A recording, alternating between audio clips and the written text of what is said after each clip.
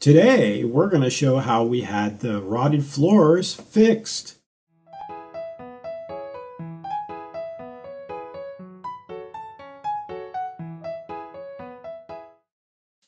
And here is the balcony that had a leak. And we had the roofers fix this. They covered it up with similar material to the roof and sealed it up. So now there's no leak. This leak was going from this balcony thing all the way down to the first floor. And it leaked and rotted in the floors in this bedroom. So now it's all sealed up. No chance for it to leak. You know, I don't need the flower pot balcony, so it's okay. But here we have now we gotta see what's wrong with the floors. Is it just the top of the floors? Are the trusses rotted out? We had the realtor contact some carpenters, and they came over to take a look at how bad it is, and of course, repair it. I know a little bit, but I'm no carpenter, right? So the pounding. Yes, yeah. So yeah, sorry about the shaking in the video. They're pounding the floor with the chisel, so it makes vibration or sawing. Here he's using the Japanese pull stroke saw, so it cuts on a pull stroke. It's very precise. These guys were like really good. I mean, I've seen carpenters, they're good back home too, but these guys were like super precise. He's very masculine. Yeah, he's like Bruce Lee, right? He's like little, but he's like solid. Yeah, right? he was very strong. Oh, you have to be strong to. I mean, you deal with wood all day, chiseling out. Let's see, I have some tools, but I'm you know, when you get under the wall, when you put the plywood under the wall, that's the trick. You gotta be really good. So what they're doing is, well, they're getting rid of the rotted wood, and they're finding out how much rotted wood to get removed and then keep the good wood, right? And then they're gonna assess how bad the floor truss is. So he's just breaking the part that's already rotten. Yeah, they're rotted out. See, so yeah, exactly. You can't walk on that. You're gonna fall through the floor, right? So he has to remove under. And there's the realtor. He even got involved, getting all dirty. So he's trying to get all the wood out from under the back of the wall. Oh, okay. You see, so the plywood's got to slide under there. Oh, okay. That's what they're cutting away, and then they're chiseling and removing all that wood. I mean, I know I could probably have done it, but I wouldn't have done it as nice as them. And I was really, really concerned with the floor joist, right? Not the trusses, the floor joist. And luckily for us, they weren't rotted. I thought the worst, you know. So it wasn't as bad as we really thought it would have been. Yeah. But I could work on other things while these guys worked on this. So it's okay. So you can see the floor joists are perfectly fine. There's no rotting. And the joist is the wood? Yeah, it's the cross beam pieces that are holding the wood up. Floor? Yeah, the thick pieces of wood. You know, you see they're like 2x8 10s or 2x8s. I'm not too sure. They might be 2x8s. And what they're doing right now? Well, they're putting a piece of plywood under the wall. And that's what he just did. He slid it under the wall. And now he's going to screw it all down. And of course there's a big gap, right? Because if you put flooring at this stage, you could just match the flooring and go ahead and finish the flooring. But we are gonna add carpet in here. We decided to go carpet because it gets really cold. Still have like a 2-3 meters gap right there. Millimeters, right? Millimeters. Not meters. Oh, God. 3 millimeters. Yeah, right. Yeah, so 4 millimeters. Yeah, he's gonna add another piece of plywood on there so it matches the wood, right? Or close to. And then when I put the carpet matting in the carpet, whatever it is, you're not even gonna be able to tell. Right, so that's basically so he's got a second piece, right? Yeah, so it matches the floor, right? So, no, that's great. It's perfectly fit. he's a professional. I mean, he cuts wood all day long. You know, he probably measured twice and cut once, right?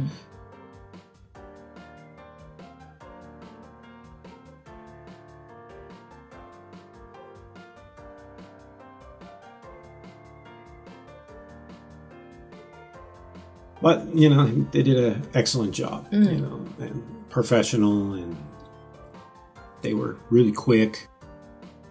It was worth it. Here's all the junk.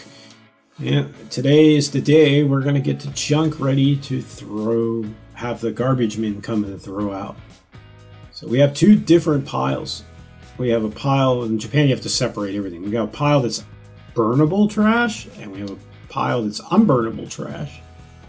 And we found this Back to the Future DeLorean in the trash. So I decided to keep the DeLorean. I was a big fan of the little DeLorean. I know it's not a fast car, but it just looked really cool, and it was stainless. That's in the trash.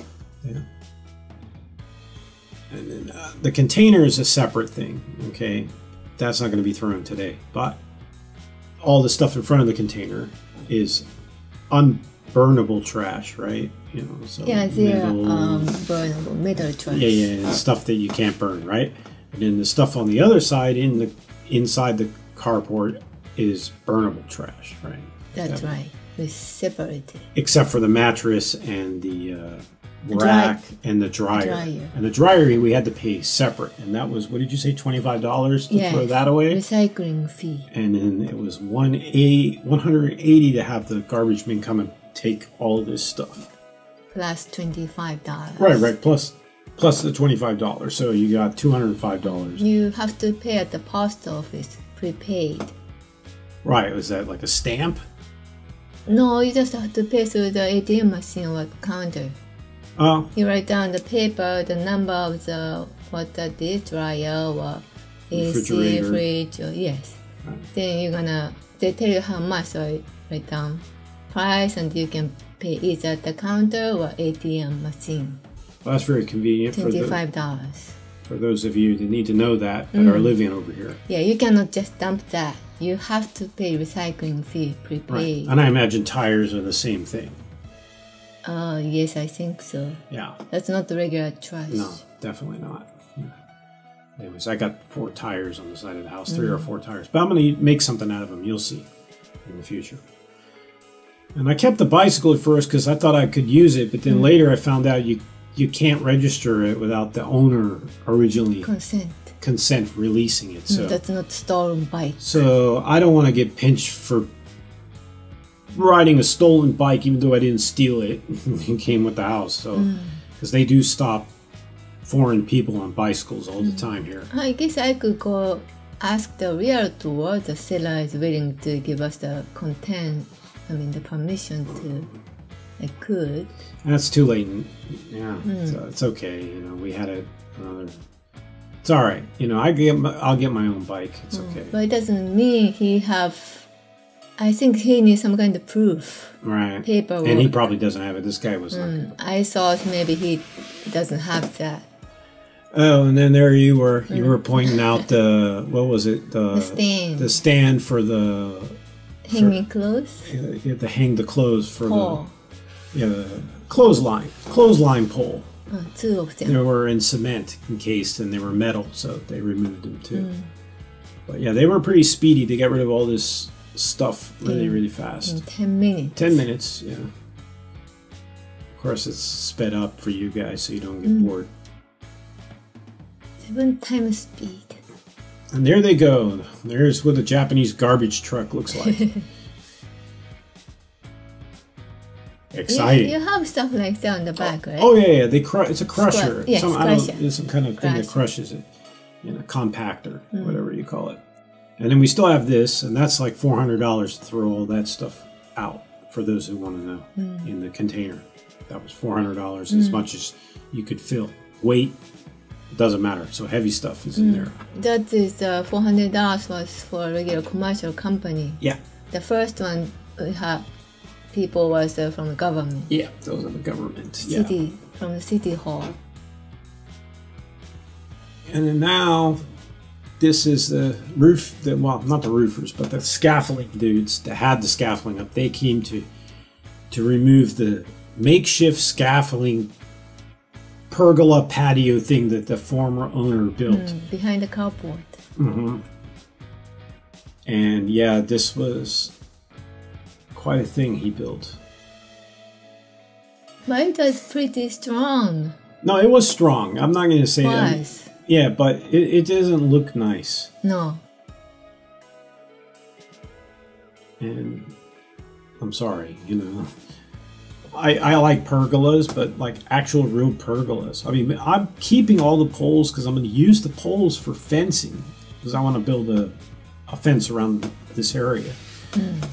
In the future, I don't know when I'm going to be doing that. Depends on funds. You know, the poles are strong enough to cement into the ground and definitely use them as the base for the fencing material. Yeah. Oh God, he climbed on the poles. Yeah, those guys. That's what they do all day long. You know, they got their hard hats on. They know what they're doing. I mean, you know, they're fearless. These guys. You know, the framers, the guys who build the framing of the house and like roofs. Those guys are fearless. I think they're the same people who built scaffolding. Yeah, they are. They are. I don't remember about the roof. Yeah, I think they were just the scaffolding company. But these guys, I mean, these guys, or the guys who do the trusses, the framing, you know, those guys are in America too. They're fearless. I mean, they walk on like, you know, 2x6, 2x8s, and 2x10s and stuff. I mean, they're scary. Right. I've seen it all. You know, when I did work plumbing, I saw a lot of things. Right.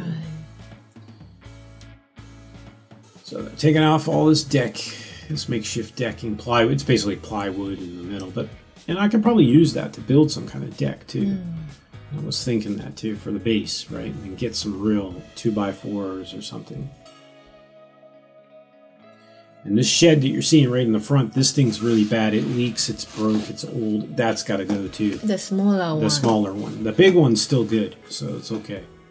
And the carport. See, originally they were going to take this down, but they had to leave it because it's attached to the roof, and the roof is falling in on the carport. So if you remove those little poles, the whole roof is going to collapse. So that's going to be another project. We're going to have the roof removed, this whole carport removed, and probably put a new carport up. In front of the house. In front of the house, a double carport. So this part going to be the open area. Yeah, and I'm probably going to build a fence around this area, and then we can build some kind of patio in the back. Originally, we thought we could keep this carport, but I guess it's too far gone.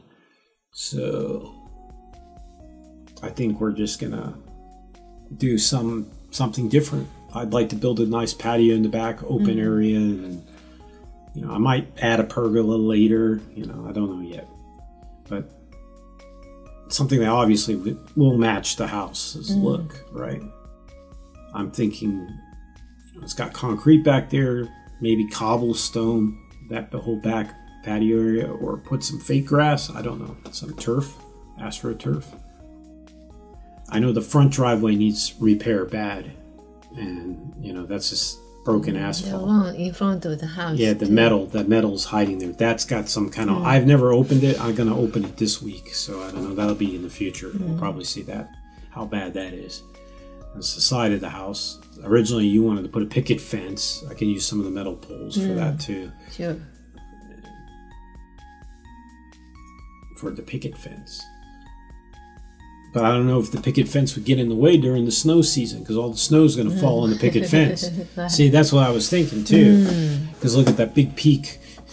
All the snow is going to crash into the picket fence if you put the picket fence there. Yes. Yeah, you know what I'm saying to you. It might probably fall to the road. I don't know, but what if it hits the fence and knocks the fence over? You know? It could happen too. Yeah, that's what I worry about. Here's the back of the house, you know, next to the next neighbors. I really wish I could put a fence all the way, but there'd be no room to get back there if I did that. No room. Which is sad, you know, but that's okay. It's okay. I'm probably just going to end the fence where this AC goes and just get rid of these trees and then just make this more of a patio back here and maybe put a pizza oven and a grill. And then this is our master bedroom, or what will be our master bedroom, on the second floor. And this is how it turned out thus far. And I do know there's paint all over the floor, like in the other videos I said. But I already made that decision. I'm going to redo the floor. So, because all the floors are scratched and destroyed. They had cats and dogs in this place, and they really destroyed this. I mean, the cats climbed all the way to the ceilings. I mean, it was like there were cat scratches all the way to the ceiling. It was like, I love cats and dogs, but my God. I didn't know they can jump that high. Oh, my mom had a Himalayan Siamese mix, and she would climb the cathedral ceiling, so I'm not joking. And this is the blue paint. All right, here you are cutting it in. This actually looks really nice, this color. I liked it too, so. It's lighter right now, but it's getting a little darker. Sure, when it dries, right? Yes. Yeah, I realized that too. At first I thought it was bright too when we first were painting it. I was like, oh man. At first I was like, oh boy, I feel like I'm in Miami Subs. If we paint the walls pink and blue, we're going to be at one of it's Miami Subs back home. Yeah. Right. This paint was pretty good.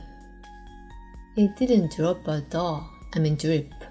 Yeah, I know. This was more expensive, this paint too, right? Yeah, a little. You get what you pay for, you know. I think so. Because like that other one, I mean, the white one. Yeah, I mean, it was just like last time. You had to paint a lot to get it to like really. This you only had to paint twice, and it looked good. Yes, twice. This is the office. Yeah, peeling the paint as tape. It tore. Ouch. I guess it was sat too long. Yeah, I think so. Been 2-3 weeks. Yeah. That's what it was. This is, where are we now? Downstairs? Yes, fixing where it's peeled. Oh, that's right. And I gave you the tip to take the putty knife and cut in with that. Touch up with that. I saw on YouTube. I mean, they had a really big scraper when they did it, right. Like huge drywall scraper. Yeah, it would be helpful if we had bigger one. But I didn't have it. I have it back in America. I don't have it here. It worked. It works. But it worked. I gave you the biggest one I had. Yeah. It's good. It worked out pretty good. Yeah. I know if I did it, there would be squiggle lines everywhere. Because I shake continuously. Good job. And this is the office before, when I painted it, that white gray, the white trim and the gray white.